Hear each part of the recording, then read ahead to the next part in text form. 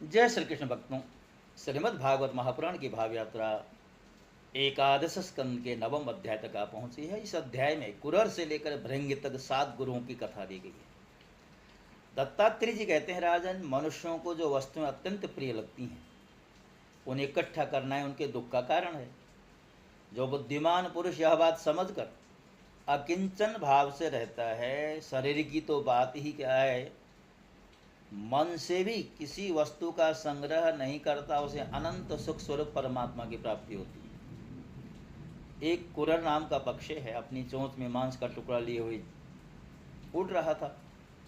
उस समय दूसरे बलवान पक्षी जिनके पास मांस नहीं था उससे छीन लेकर उसे घेर कर चोंचे मारने लगे। जब कुरर पक्षी ने अपनी चोंच से मांस का टुकड़ा फेंक दिया तभी उसे सुख प्राप्त हुआ। कुरर पक्षी दुखी क्यों था? क्योंकि वो मांस के टुकड़े में आसक्त था। जब आसक्ति का त्याग कर दिया तो सुखी हुआ। मुझे मान या अपमान का कोई ध्यान नहीं है और घर एवं परिवार वालों को जो चिंता होती है वह मुझे नहीं है। मैं अपने आत्मा में ही रमता हूँ और अपने साथ ही क्रीड़ा करता हूँ। यह शिक्षा मैंने बालक से ली, अतः उसी के समान मैं भी मौज से रहता हूँ। बालक के अंदर कोई संग्रह परिग्रह या कपट भाव नहीं होता। इस जगत में दो ही प्रकार के व्यक्ति निश्चिंत और परमानंद में मग्न रहते हैं। एक तो भोला बाला निश्चिष्ट सा बालक, और दूसरा वह पुरुष जो गुणातीत हो गया है। एक बार किसी कुमारी कन्या के घर उसे वरण करने के लिए कई लोग आए हुए थे। उस दिन उसके घर के लोग कहीं बाहर गए हुए थे, इसलिए उसने स्वयं ही उनका आतिथ्य सत्कार किया। राजन उनको भोजन कराने के लिए वह घर के भीतर एकांत में धान कूटने लगी। उस समय उसकी कलाई में बड़ी शंख की चूड़ियाँ जोर जोर से बज रही थी। इस शब्द को निंदे समझकर कुमारी को बड़ी लज्जा मालूम हुई और उसने एक एक करके सब चूड़ियाँ तोड़ डाली और दोनों हाथों में केवल दो दो चूड़ियाँ रहने।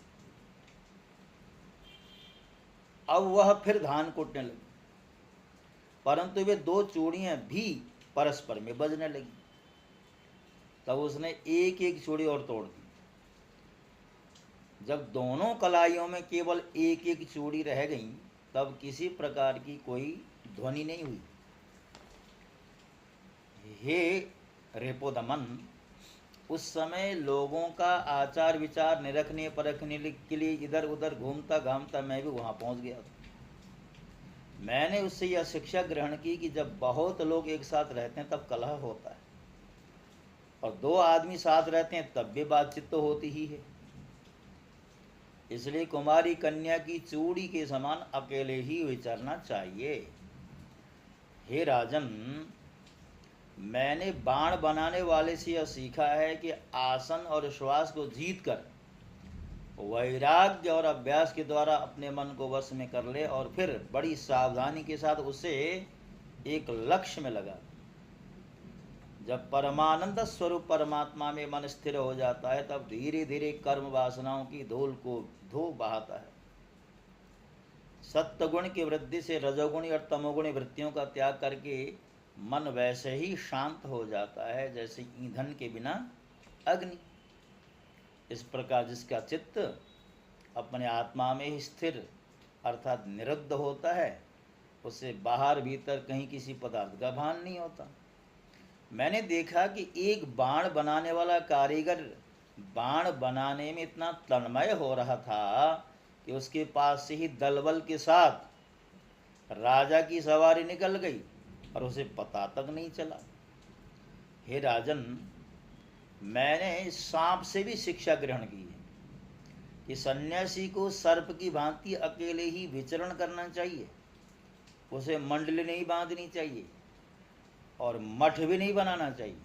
वह एक स्थान में न रहे, प्रमाद न करे, गुहा आदि में पड़ा रहे, बाहरी आचारों से पहचाना न जाए, किसी से सहायता न ले और बहुत कम बोले।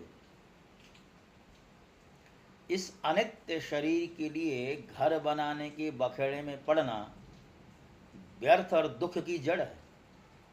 सांप दूसरों के बनाए घर में घुस कर बड़े आराम से अपना समय काटता रहता है। अब मकड़ी से ली हुई शिक्षा सुनो। सबके प्रकाशक और अंतर्यामी सर्वशक्तिमान भगवान ने पूर्व कल्प में बिना किसी अन्य सहायक के अपनी ही माया से रचे हुए जगत को कल्प के अंत में प्रलय काल उपस्थित होने पर काल शक्ति के द्वारा नष्ट कर दिया, उसे अपने में लीन कर लिया और सजातीय विजातीय तथा स्वगत भेद से शून्य अकेले ही शेष रह गए। वे सबके अधिष्ठान हैं, सबके आश्रय हैं, परंतु स्वयं अपने आश्रय अपने ही आधार से रहते हैं, उनका कोई दूसरा आधार नहीं है। वे प्रकृति और पुरुष दोनों के नियामक कार्य और कारणात्मक जगत के आदि कारण परमात्मा अपनी शक्ति काल के प्रभाव से सत्वरज आदि समस्त शक्तियों को साम्यावस्था में पहुंचा देते हैं और स्वयं कैवल्य रूप से एक और अद्वितीय रूप से विराजमान रहते हैं। वे केवल अनुभव स्वरूप और आनंद घन मात्र हैं, किसी भी प्रकार की उपाधि का उनसे संबंध नहीं। वे ही प्रभु केवल अपनी शक्ति काल के द्वारा अपनी त्रिगुणमयी माया को क्षुब्ध करते हैं और उससे पहले क्रियाशक्ति प्रधान सूत्र महत्तत्व की रचना करते। यह सूत्र रूप महत्तत्व ही तीनों गुणों की पहली अभिव्यक्ति है। वही सब प्रकार की सृष्टि का मूल कारण है। उसी में यह सारा विश्व सूत में ताने बाने की तरह ओतप्रोत है और इसी के कारण जीव को जन्म मृत्यु के चक्कर में पड़ना पड़ता है।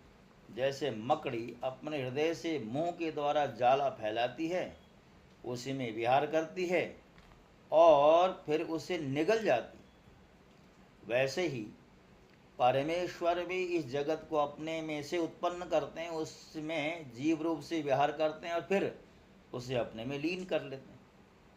हे राजन, मैंने भृंगी अर्थात बिलिनी नाम के कीड़े से यह शिक्षा ग्रहण की है कि यदि प्राणी स्नेह से, द्वेष से अथवा भय से भी जानबूझकर एकाग्र रूप से अपना मन किसी में लगा दे तो उसे उसी वस्तु का स्वरूप प्राप्त हो जाता है।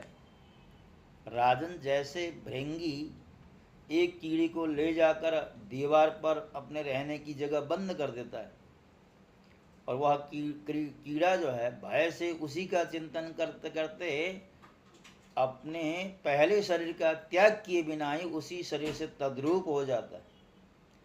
हे राजन, इस प्रकार मैंने इतने गुरुओं से ये शिक्षा ग्रहण की। अब मैंने अपने शरीर से जो कुछ सीखा है वो तुम्हें बताता हूं, सावधान होकर के सुनो। यह शरीर भी मेरा गुरु ही है, क्योंकि यह मुझे विवेक और वैराग्य की शिक्षा देता है।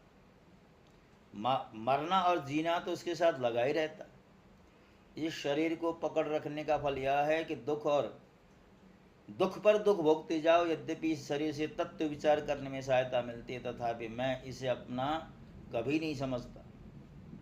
सर्वदा यही निश्चय करता हूँ कि एक दिन इसे सियार कुत्ते खा जाएंगे, इसलिए मैं इससे असंग होकर विचरता हूँ।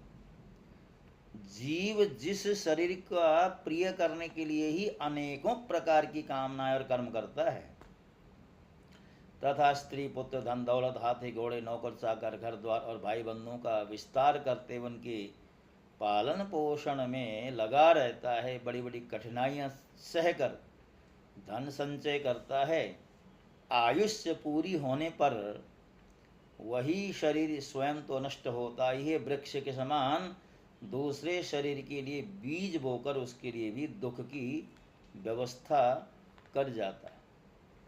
जैसे बहुत सी सौतें अपने एक पति को अपनी अपनी ओर खींचती हैं, वैसे जीव को जीभ एक और स्वादिष्ट पदार्थों की ओर खींचती है और तो प्यास दूसरी और जल की और जननेन्द्रिय एक और और स्त्री संभोग की ओर ले जाना चाहती है तो त्वचा, पेट और कान दूसरी ओर, कोमल स्पर्श, भोजन और मधुर शब्द की ओर खींचने लगती। नाक कहीं सुंदर गंध सूंघने के लिए ले जाना चाहती है तो चंचल नेत्र कहीं दूसरी ओर सुंदर रूप देखने के लिए।